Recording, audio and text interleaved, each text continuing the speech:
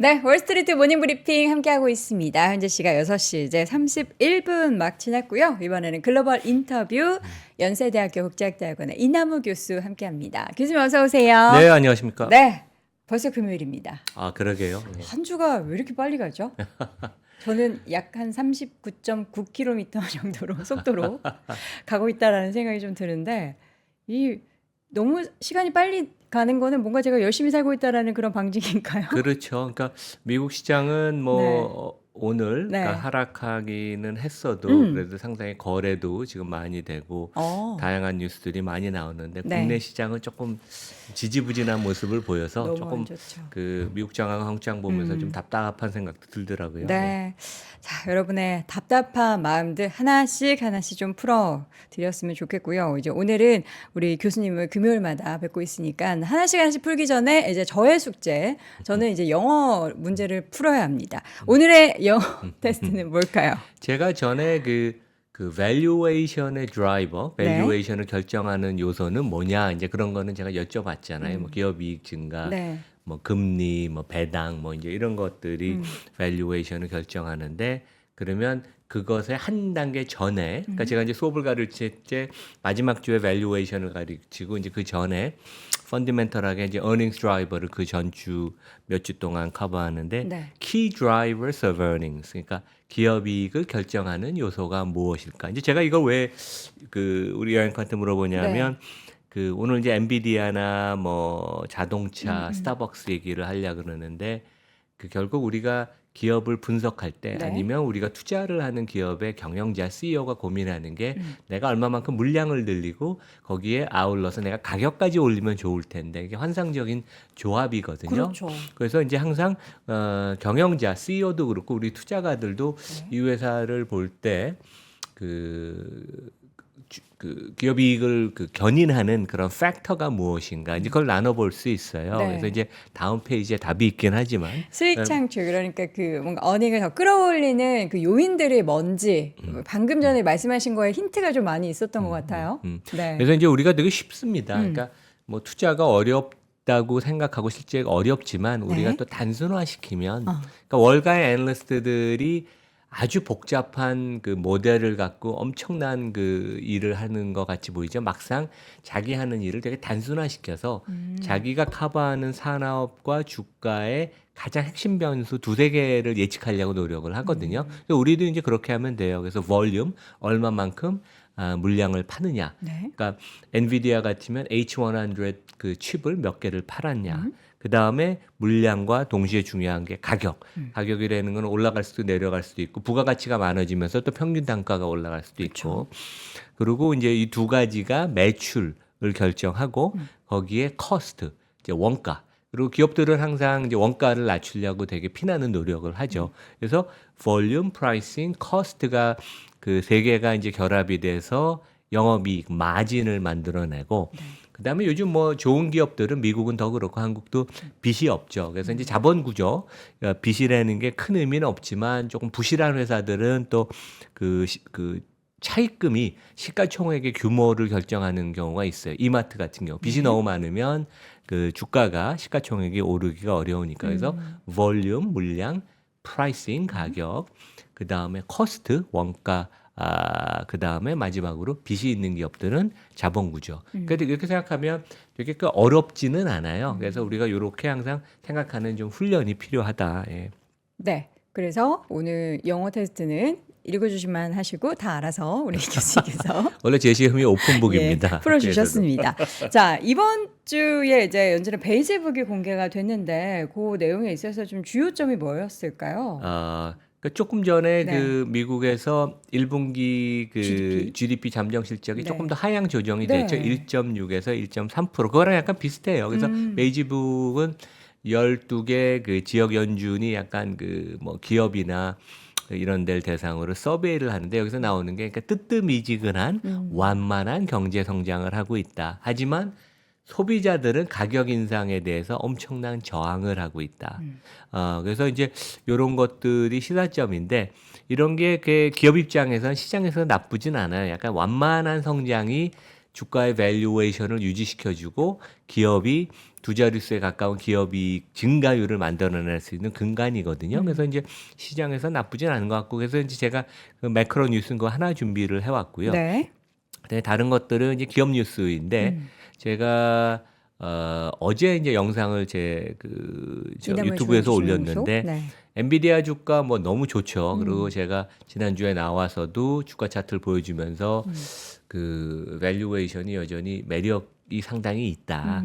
하지만 이제 우리가 항상 투자를 할 때는 리스크도 생각을 해야 돼요. 그러니까 네. 우리가 아직 경험이 없는 투자가분들은 이제 리스크 얘기를 하면 아 이게 이나무 교수가 아니면 얘기한 분들이 그 주가를 안 좋게 보는 거 아닌가. 이제 그게 아니라 항상 높은 성장을 하려면 그만큼 리스크를 지고 네. CEO가 회사를 운영하는 거거든요. 그래서 리스크가 뭔가를 제가 게스트로 그 우왕재 그 전기전자공학 박사예요. 이분을 모시고 그 미국 주식 특히 반도체 엔비디아 얘기를 했는데 엔비디아 3대 리스크가 뭐냐 이제 그것을 제가 그러니까 전문가 의견을 제가 정리해서 전해드리는 겁니다. 제가 네. 그 정도의 깊은 지식은 없고 그다음에 이제 다른 거는 자동차인데 아까 제가 말씀드린 것처럼 기업이익이 물량과 가격에 의해서 많이 결정된다고 그랬는데 코로나 시기 동안 우리 소비자 우리들도 느끼고 우리 3프로 구독자분도 느끼겠지만 자동차 값이 너무 많이 올랐어요. 그렇죠. 그래서 소비자들이 이제 저항을 하는 거예요. 더 이상 가격을 올리면. 그래서 미국에서는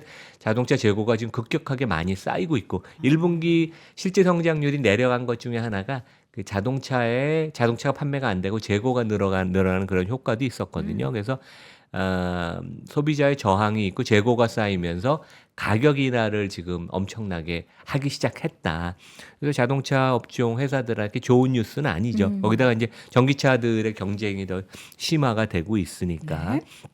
그다음에 이제 다음 기업 뉴스는 중국으로 넘어가서 스타벅스가 가격 할인해 본 거 경험해 보신 적 있으세요, 우리?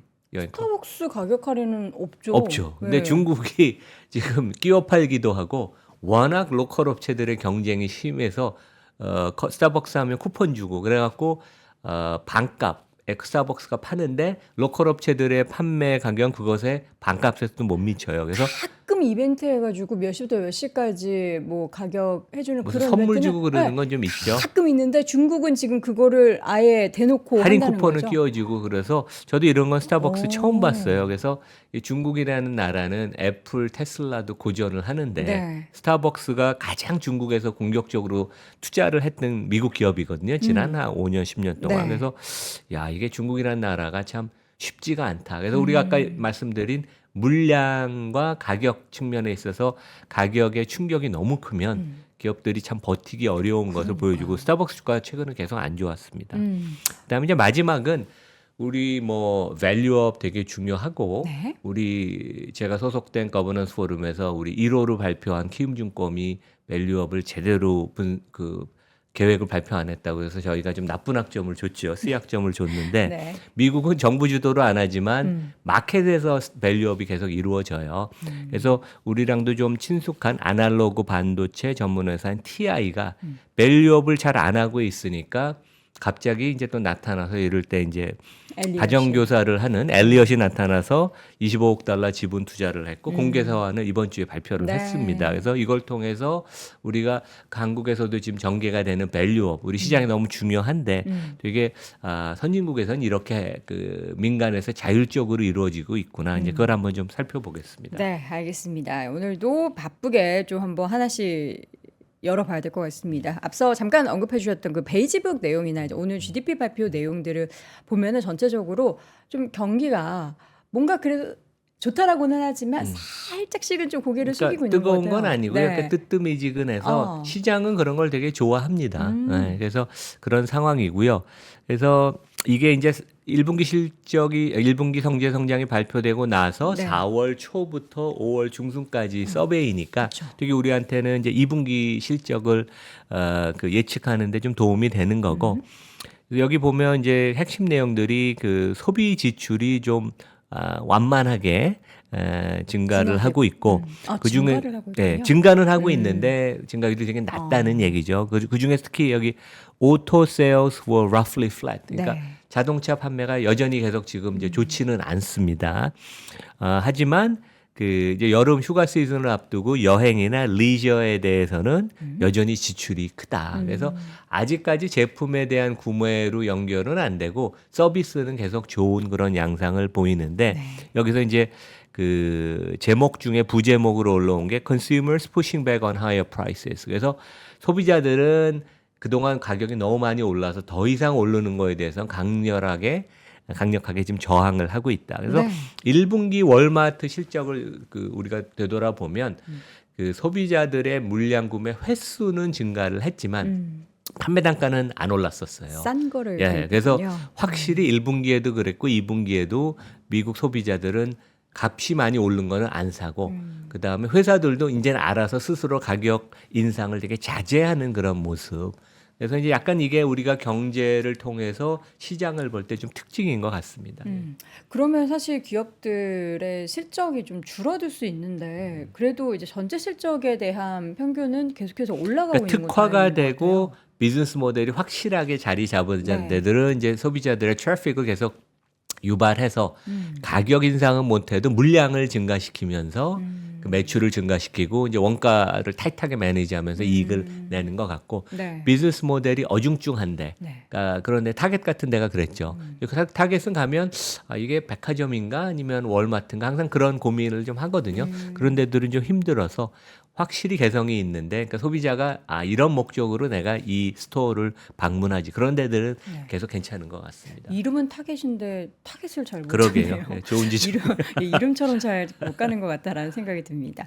요 지금 기업에 대한 이익 전망이 호조를 보인다라는데 그게 이제 내년이나 후년까지의 데이터도 괜찮나 봐요. 이게 이제 그 yarden이라고 제가 종종 네. 인용을 하는 그래서 여러분들도 그 yarden이를 구글에서 치고 YARDENI 그러면 네. 이제 무료로 물론 이제 데이터들을. 유료 서비스도 있을 겁니다. 근데 무료도 좋은 정보를 많이 제공해 주는데 그러니까 경기가 뜨뜻미지근하면 기업들은 과거에 전통적으로 이익을 계속 잘 내고 꾸준히 내면서 주가 밸류에이션이 이렇게 타격을 안 받는 그런 상황이거든요. 왜냐면 경기가 너무 좋으면 또 금리가 올라가서 밸류에이션이 망가질 수가 있으니까. 그래서 금년 1분기 실적 다 나왔는데 지금 한 7% 정도 예상보다 훨씬 좋은 기업이익 증가율이 여기 이제 빨간 박스를 보면 나오고 네. 2분기에 지금 10% 성장이 예상이 됩니다.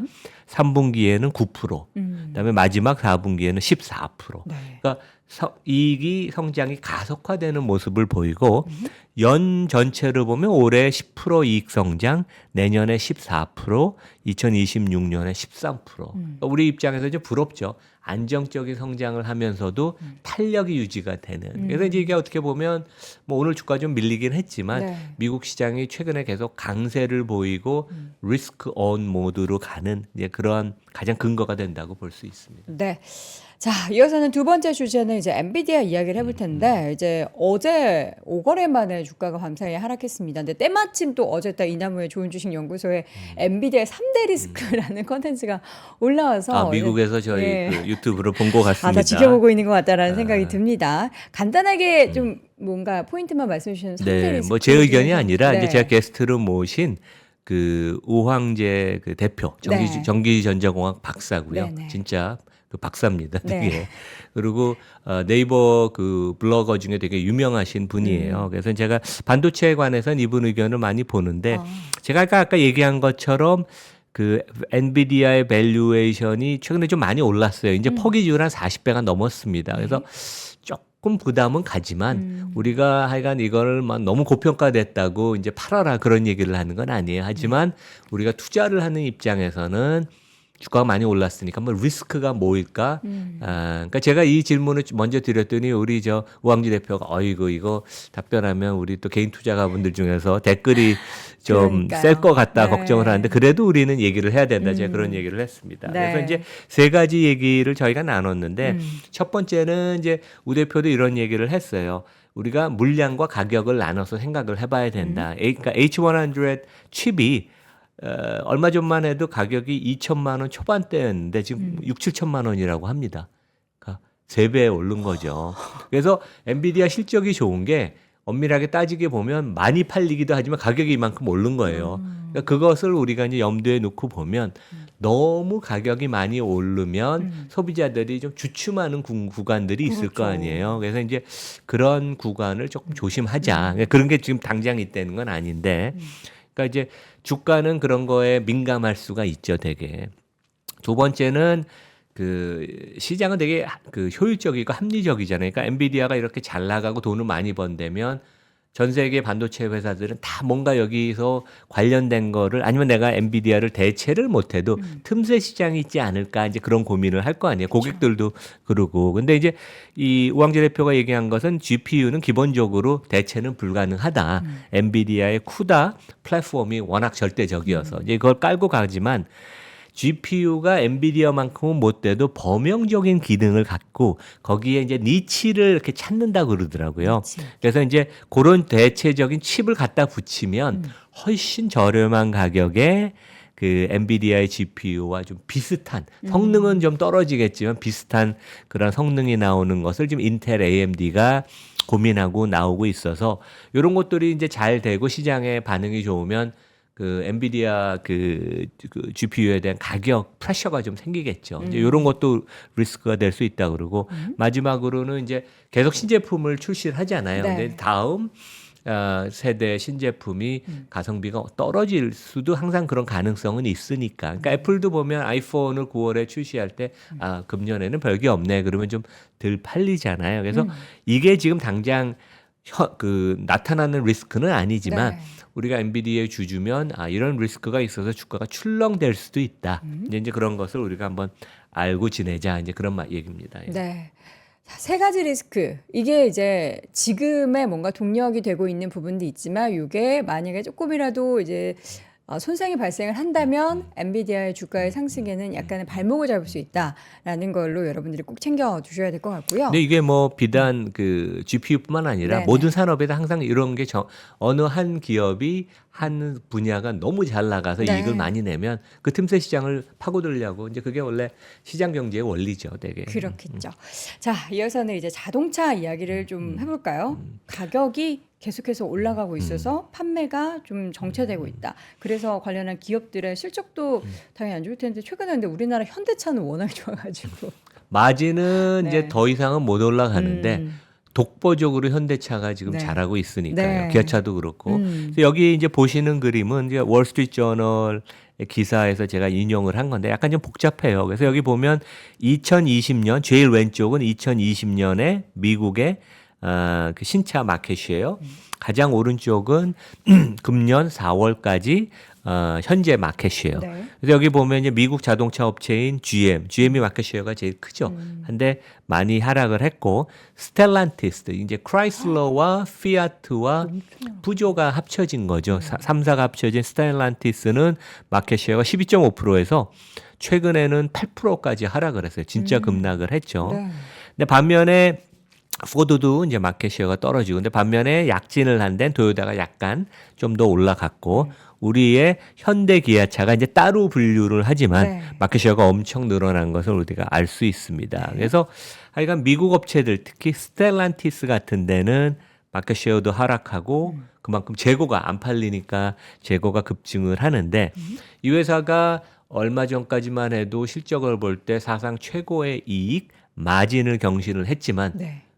주가는 그 기업 이익이 늘어난 것만큼 주가 상승은 있지는 않았어요. 그래서 실제 펄을 보면 4배도 안 돼요. 그러니까 시장은 뭐를 시그널을 하냐면 지금은 작년까지는 좋았지만 앞으로 되게 안 좋을 것을 주가에 이제 반영을 하는 거죠. 그러니까 퍼가 이렇게 낮다는 것은. 네. 그래서 우리가 이 내용을 좀 살펴보면 얼마 전에 크라이슬러가 이제 주로 제일 잘하는 게 그 지프, 그 우리가 보통 그 사륜구동 하는 지프, 네네. 크라이슬러 지프가 되게 유명하고 한동안은 우리 연예인 차라고 하는 더지 램 하고 이제 미국에서 램이 그 미니 트럭도 많이 만들거든요. 그래서 SUV 쪽에 되게 강한 회사예요.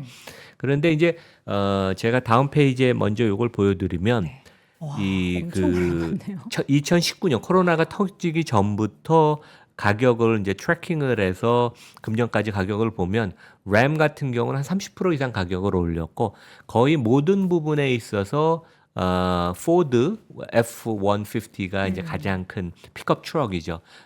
그 크라이슬러 더지 램이나 GM의 쉐볼레 이런 것들이 적게는 20%, 25%, 많이는 30-40% 가격을 올렸어요. 그러니까 이제 소비자들이 어떻게 보면 자동차라는 거는 기본적으로 디플레이션 압력이 항상 있어요. 지난 4-50년 역사를 보면. 근데 저도 자동차를 꼼꼼히 보고 수업 시간에 가르치는데 지난 3-4년처럼 이렇게 단기간 동안 값이 오른 적은 한 번도 없었습니다.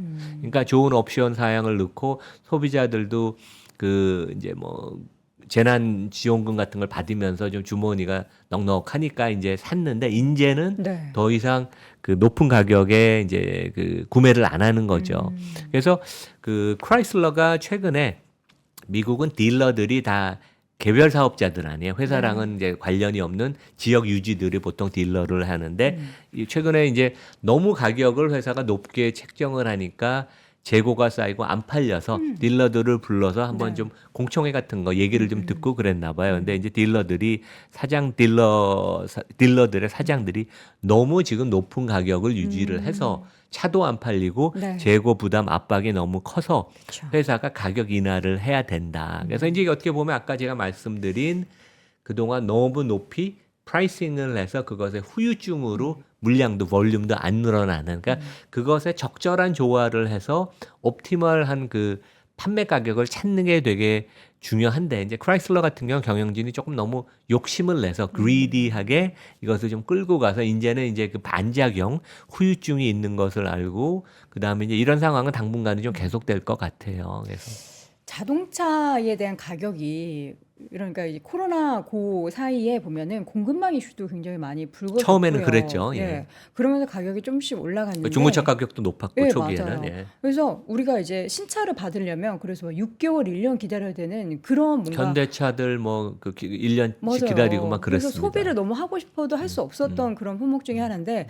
이런 뭐 사실 과자 가격도 그렇고 이렇게 한 번 올리면은 내리기가 어렵잖아요. 그렇죠. 예, 뭐 예. 옵션을 빼면서 아. 뭐 내리는 명분을 찾지 않고서는 내리기가 어려운데 그럼 이걸 어떻게 과연 자동차 업계는 그러니까 타개를 테슬라가 하게 어떻게 될지. 보면 자동차 업체치고 처음으로 다이내믹하게 프라이싱을 한대죠. 전 세계 모든 데이터베이스를 갖고 네. 유연하게 이제 매주 프라이싱을 국가별로 정하는데 이제 이런 경우에는 이제 본사에서 일단 가격을 인하할 수도 있고 네. 아니면 이제 인센티브를 그 리베이트를 많이 줘요, 미국은. 그래서 이제 지금 뭐 리베이트가 3,000불, 4,000불까지도 네. 올라갔는데 소비자 입장에서는 그건 실제 디스카운트를 받는 거나 똑같으니까 이제 미국은 항상 그 리베이트이 있고 그것을 조절을 이제 본사가 하는데 이제 그런 국면으로 좀 들어가는 것을. 그래서 많이 가격이 그러니까 소비자 입장에서 가격이 하락이 해야지 다시 네. 수요가 조금 이제 부축이 되는 이제 그런 상황으로 갈 것 같습니다. 네. 얼마 전에 제가 자동차 구경을 한번 하러 갔거든요. 그 볼보의 굉장히 유명한 SUV 있잖아요. 구매하시려고요. 그래서 여쭤보면 그냥 궁금해서 하도 유명한 차니까 해서 혹시 이거 뭐 그 가격에 대한 인하 이런 거 없냐니까 저희 브랜드는 없습니다. 이렇게 얘기해서 볼보는 줄 서서 사는 차인가 싶어가지고 좀 그랬는데 다른 차 업계들은 약간 이런 뭔가 방법들을 최근에 국내에서도 강구하고 뭐 있기 현대차 같은데 할인을 많이 준다고 네, 하죠. 네. 실구매자로 안 보여서 그런 거 아닌가 그런가 생각이 됩니다. 봅니다. 네. 근데 볼보가 그 주일리 중국 업체들이어서 네. 거기도 이렇게 뭐 만만치는 않을 것 같은데. 근데 아마 뭐 구체적으로 얘기를 하면 또 할인을 주지 않을까요? 이제 그런 생각도 드네요. 저한테는 안 깎아준다 그러더라고요. 자, 이어서는 스타벅스 이야기를 좀 한번 해보도록 하겠습니다. 주가가 영 힘이 없어요. 네. 그러니까 주가가 뭐 이 회사가 어떻게 보면 그 약간 좀 귀족주 같은 느낌을 드는 왜냐하면 퍼가 네. 과거에 25배 밑으로 떨어진 적이 없어요. 그만큼 이 회사는 그 고객의 충성도도 있고 네. 프리미엄 그 브랜드에 대한 것을 또 주주들이 좋아하고 그다음에 경영진에 대해서 되게 그 좀 평가도 높게 주고 그래서 네. 퍼가 되게 높고 그랬는데 최근에 보면 주가가 많이 하락을 했음에도 주가가 많이 하락했으면 퍼가 내려오는 게 당연하죠. 근데 퍼도 같이 내려왔어요. 그러니까 이익도 내려왔고 퍼도 주가도 내려왔다는 얘기죠. 그래서 퍼가 한 25배, 30배, 어떤 때 30배도 넘었습니다. 그런데 20배 정도로 내려왔다는 것은 시장이 이 회사의 장기 성장성에 조금 물음표를 지금 단다는 얘기고 여기 보시다시피 주가가 지난 5년 동안 하나도 안 올랐어요. 특히 이제 5년 동안 하나도 안 5년 동안 올랐다고요? 지금은 이제 한 지난 5년 동안 여기 보면 이제 2.1% 올랐다고 하죠. 그러니까 주주 입장에서 이제 아. 배당밖에 못 받은 거죠. 음. 그리고 최근에 보면 2023년 이후로 미국 시장은 그 급격한 턴어라운드를 했는데 스타벅스는 오히려 주가가 역성장을 했다. 음. 그래서 되게 좀 재미있는 국면입니다. 그러니까 네. 스타벅스도 근데 국내에서는 여전히 뭐 매장 가면 손님 많고 계속 승승장구하는 것 같아요. 국내에서도 매장을 늘려서 이제 거의 한 2천 개쯤 된다고 합니다. 예. 네. 전 세계적으로 한 4만 개쯤 되고. 그쵸. 근데 이제 그 소비자 업체들은 그 항상 동일 점포 매출 증가율, 그러니까 이제 그 점포가 1년 이상 운영이 된 데를 기준으로 이제 성과를 많이 측정을 하는데 지난 1분기 실적을 보면 여기 이제 제목을 보면 중국의 동일 점포 매출액이 11% 하락을 했다. 그러니까 중국 경기가 뭐 그렇게 나쁜 건 아닌데 네. 최근에 뭐 공격적으로 계속 그 중국에서 매장을 늘렸는데도 동일 점포 매출이 11% 하락했다는 게 이제 저는 그 당시에 1분기 시작할 때 이제 제가 가장 집중을 했었던 네, 거고 네. 그 덕분에 실제 뭐 전 세계 동일 점포 매출 증가율도 4% 감소를 했습니다. 근데 중국의 매출이 11% 하락한 걸 이제 좀 더 그 따져 보면 물량도 4%를 하락했고 네. 파란 걸로 보시면 가격은 8% 하락을 했어요. 그러니까 스타벅스가 가격 인하를 공식적으로도 이렇게 했다는 얘기죠, 되게. 그러니까 가격도 전에 뭐 5천 원 하던 아메리카노가 지금 8%니까 5%를 사실 4,600억에 4,600원에 판다는. 네, 네. 그러니까 가격도 하락했고 가격을 하락했음에도 불구하고 고객들이 구매 빈도, 횟수도 4% 하락했다니까 되게 좋지는 않죠. 그러네요. 가격 낮췄는데도 덜 보통 그러면 찾는다는 이제 거잖아요. 그 소비자 물량이 늘어나야 네네. 되는데 그래서 실제 미국 회사 치고 가장 공격적으로 중국에 최근에 현지에서 투자했던 데가 스타벅스예요. 스타벅스랑 아마 테슬라를 우리가 손꼽아야 될 것입니다. 네. 근데 그 전략이 지금 이제 적중하지 않고 있다. 이제 그래서 이제 주가에 많이 부담을 주는 건데 그 로이터 기사를 보면 그 뭐 당연히 스타벅스는 프리미엄 브랜드를 유지하려고 가격 인하를 안 하고 미국이나 유럽이나 한국에서 저 스타벅스 가격 인하하는 건 못 봤어요. 가끔가다 아침에 일찍 가면 네. 약간 이벤트. 뭐 성으로. 이벤트로 이렇게 주긴 하는데 네. 지금 그 가장 그 중국에서 많이 팔리는 대표적인 아메리카노 커피를 보면 공식적으로 30% 할인을 해주거나 아니면 그 2 for 1 쿠폰, 그러니까 두 개를 사면 하나 더 하나의 주는. 쿠폰을 할인 쿠폰을 주는. 그래서 이제 공식 그 리테일 가격은 유지를 하지만 네. 그래서 이렇게밖에 할 수 없는 게 워낙 그 러킹 커피나 이런 로컬 커피들이 괜찮은. 그러니까 이제 한국에서 뭐 메가 커피 뭐 이런 네. 데들이 훨씬 더 많고 공격적이고 중국 소비자들한테 이제 어필을 하는 거죠. 그래서 이제 이게 중국에서 발생하는 현상이어서 미국 업체들이든 뭐 한국 업체들이든 하니까 중국에서 경쟁 상황은 네. 다른 지역하고 좀 틀리다. 중국 업체들은 어떤 때는 진짜 출혈 경쟁을 네.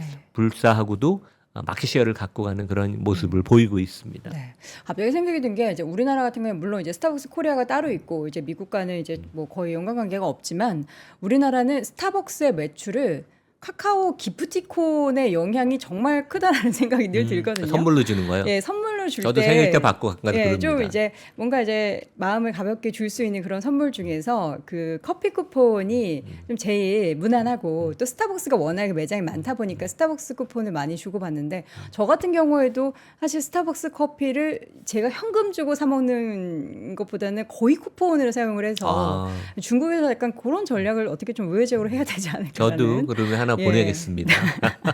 그런 생각이 듭니다. 근데 이게 이제 사실 커피에 대한 그 원재료 가격, 원두 가격이 최근에 많이 올랐잖아요. 그렇죠. 그러면서 또 스벅이 매출에 좀 타격이 예. 있을 것 같아요. 네. 원두 가격이 많이 올랐습니다.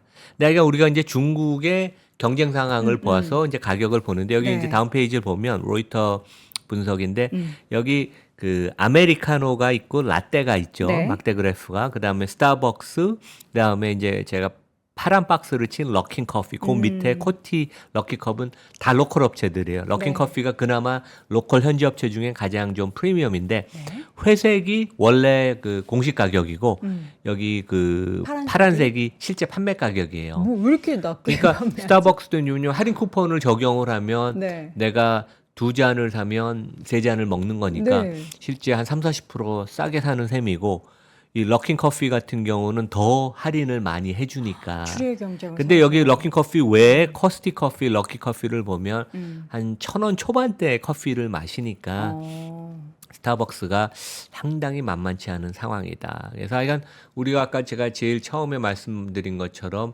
가격 경쟁이 심화가 되면 회사가 참 견디기가 어렵다. 네. 심지어 스타벅스 같이 30-40년을 그 프리미엄 브랜드를 유지한데도 이제 그런 말씀을 드리겠습니다. 아, 이게 진짜 경쟁에서 살아남으려면 여러 가지 뭐 정책을 만약에 펼친다고 해도 제가 되게 신기하게 봤던 것 중에 하나가 중국엔 스타벅스 매장이 엄청나게 멋있는 매장이 많더라고요. 아, 그래요? 규모가 네. 크고 그래서 이런 걸로 약간 이제 고객들의 마음을 사로잡나 했는데 그래도 사로잡히지 않는 그런 좀 안 좋은 상황이 연출이 되고 있는 거군요. 근데 지금 보니까 중국에서 스타벅스가 이렇게 좀 지지부진해도 스타벅스는 중국을 절대 놓지 않고 계속 공격적으로 더 투입을 하려고 노력을 하는 것 같아요. 그러니까 회사가 뭐 여기도 항공모함 같은 데니까 네. 이 그 방향을 갑자기 바꾸진 않을 거예요. 근데 이제 스타벅스 본사, 시애틀 본사 CEO의 고민은 그랬을 것 같아요. 실제 스타벅스 코리아를 다 팔았잖아요. 우리가 네. 스타벅스에 사지만 그 지분은 이마트가 갖고 있죠. 그렇죠. 이마트가 또 급하게 사다 보니까 좀 비싸게 산 것 같은데. 근데 그 매각 자금을 아마 중국에 투자를 했을 거예요. 그러니까 이제 걔네 아시아 전략을 보면 네. 미국에서 본사에서 돈을 갖고 오기도 했지만 왜냐하면 그동안은 매년 한 중국에서 500개 이상의 점포를 냈고, 그러니까 하루에 2개씩 해서 신규 점포를 냈었어요. 최근에는 조금 슬로우 다운을 해서 하루에 1개씩 1년에 300개씩 내는데 그 매각 자금은 이제 한국이 성장이 이제 좀 정체가 됐다고 생각하니까 좋은 가격을 또 이마트가 준다고 하니까 그래서 이제 그 매각 자금이 조 단위가 되니까 이제 그 네. 일부를 중국에 투자를 했는데 그것에 결과는 그렇게 좋지 않은 아직까지는 근데 좀 지켜봐야 될 것 같아요. 네. 근데 중국이라는 데는 약간 상식과 틀리게 경쟁이 과다하게 유발이 되고 그렇죠. 그것이 이제 실제 뭐 외국 업체들 입장에서는 상당히 견디기 힘든 그런 상황인데 지금 스타벅스 매장이 중국에서 7,000개, 그 다음에 2025년까지 9,000개로 늘린다 그러는데 럭킨 커피는 이미 19,000개. 근데 여기가 성장 속도가 더 큽니다. 네. 그래서 하여간 중국은 만만치 않다. 예.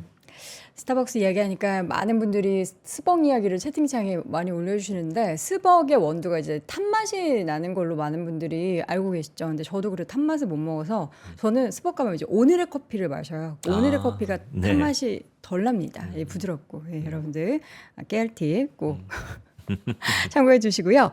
자, 이어서는 이제 엘리엇이 움직였습니다. 어떤 과외 선생님 역할을 했을까요? 엘리엇이 뭐 한 7, 8년 전에 네. 이제 삼성전자를 대상으로 그 다음에 현대차 그룹을 대상으로 행동주의 행동을 했고 네. 일본에서 엄청나게 활발해요.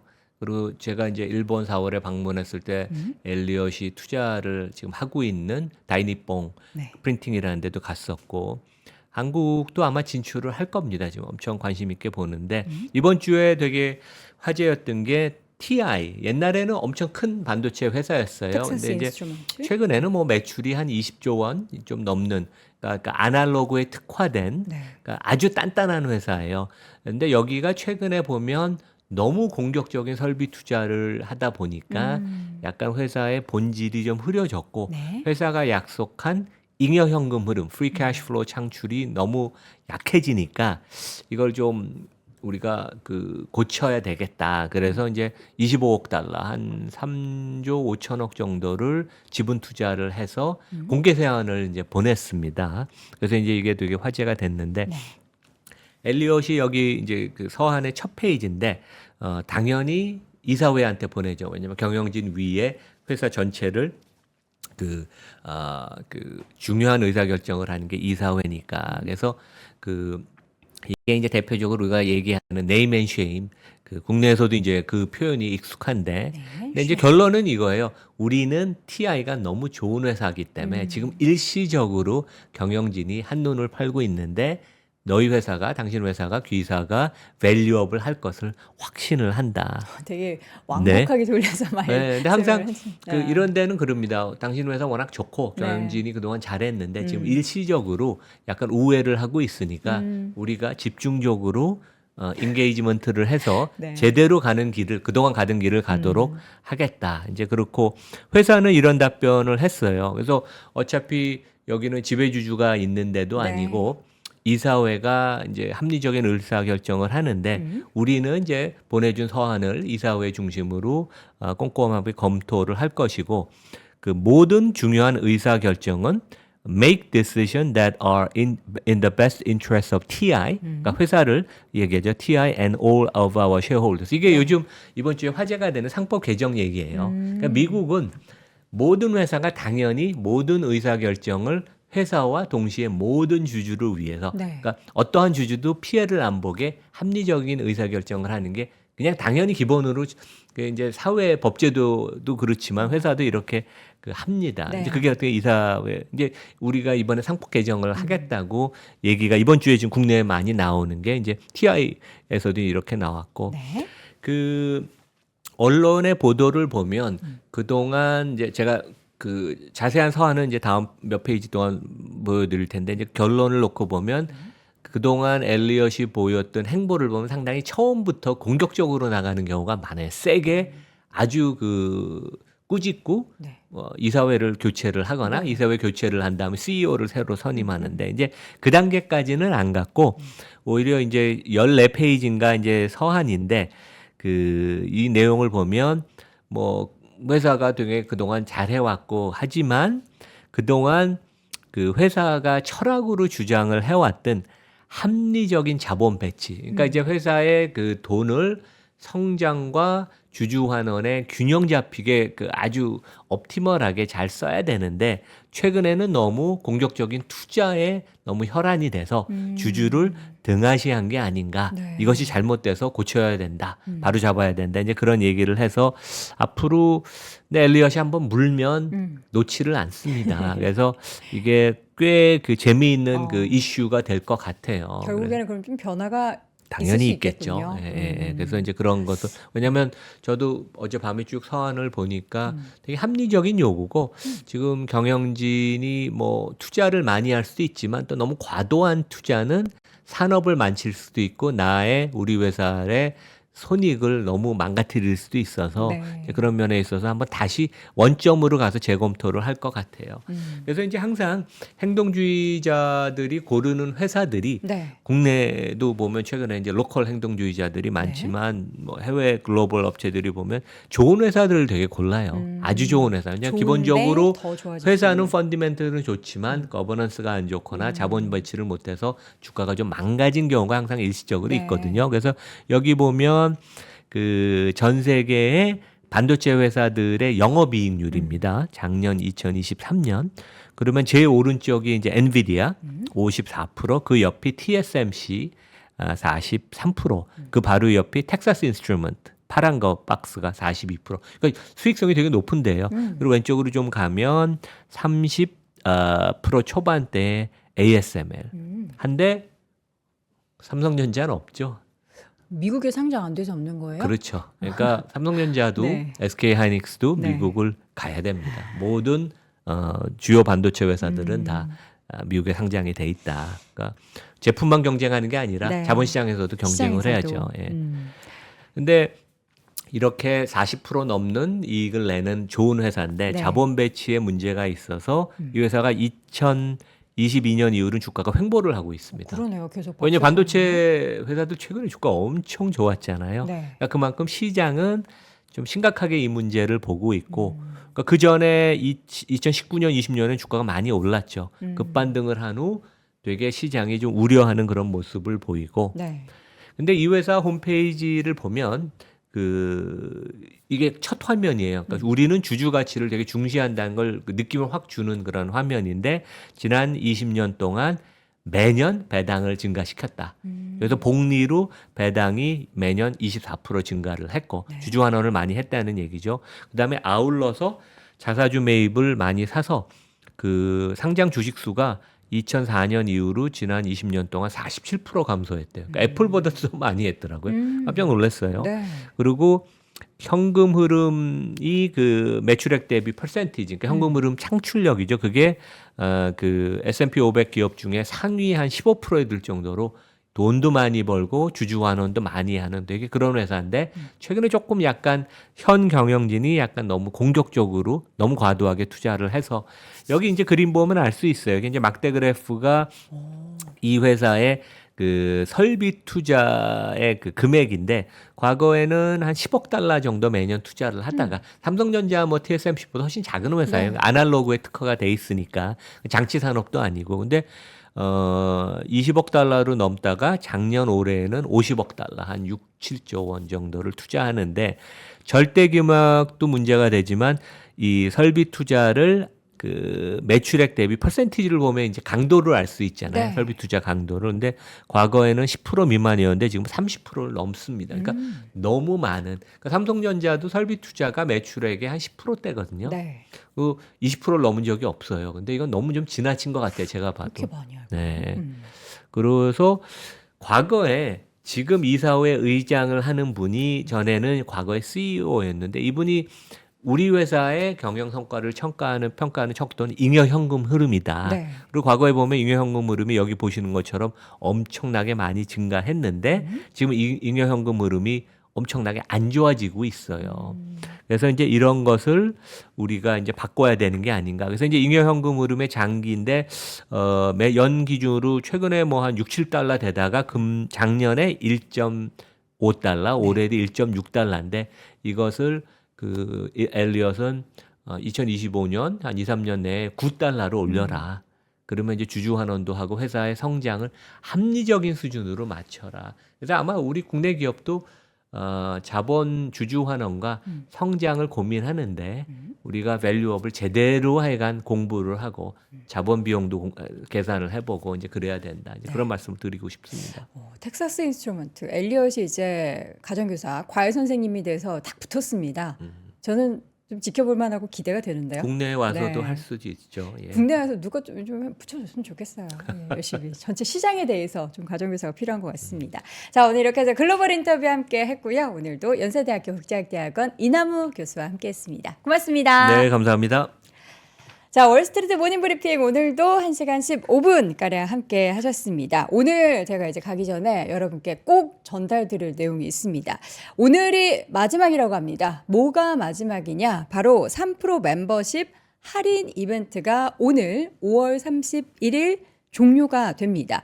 이거 오늘까지 구독을 하게 되시면 지금 저희가 이제 할인 가격으로 계속 이벤트를 하고 있는데 이 할인 가격 그대로 쭉 정기 결제가 됩니다. 그러니까 오늘 가격 그대로 여러분들이 프리미엄 컨텐츠를 이용하실 수 있다라는 건데요. 그동안 이제 평소에 멤버십에 대해서 관심은 갖고 계셨지만 좀 놓쳤네 하셨던 분들은 지금이 기회라는 말씀 드리고 싶고요. 또 다가오는 6월에 3프로TV 저희 이제 글로벌 라이브에서 오랫동안 함께 하셨던 미래셋 증권의 우리 최파고 최용석 선임 매니저와 함께 미국 시장 관련한 심도 깊은 오프라인 세미나도 함께 진행이 된다라고 하니까 3프로 멤버십에서만 오직 3프로 멤버십 가입한 분들께만 주어지는 다양한 혜택들 꼭 누려보시고요. 오늘까지라고 하니까 잊지 마시고 지금 영상 하단에 나와 있는 URL이나 또 3프로 앱에서 관련한 내용 확인해 보시기 바랍니다.